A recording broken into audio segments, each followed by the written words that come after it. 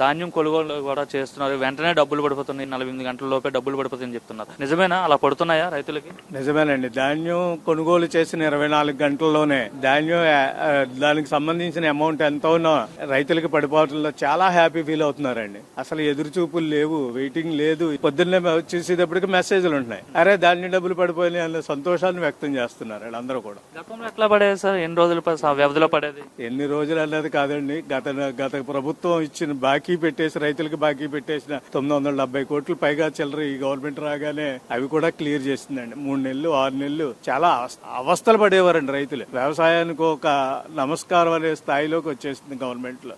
గతంలో ఖరీఫ్ సీజన్ అంటే సంక్రాంతి ముందు డబ్బులు పడతాయి, సంక్రాంతి చాలా ఇంటెంతో అది హ్యాపీగా జరుపుకుంటారు. కానీ గతంలో ఈ రైతులకు డబ్బులు పడక ధాన్యం తోలేమన్నమాటే గానీ మిల్లర్స్ కి అది ఎప్పుడు వస్తాయో బాకీలు ఎప్పుడు తీర్చాలో తెలియని పరిస్థితి ఉండేదండి.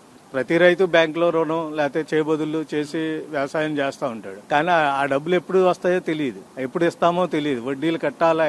ఈ వ్యవసాయం ఒక దండగానే భావన గత ప్రభుత్వ హయాంలో జనానికి వచ్చింది. మరి ఇప్పుడు చంద్రబాబు గారి ప్రభుత్వంలో రైతులంతా హ్యాపీ అయినా ప్రస్తుతం ఇప్పటి వరకు అయితే చాలా హ్యాపీ అండి. ముందు కూడా హ్యాపీగానే ఉంటారు.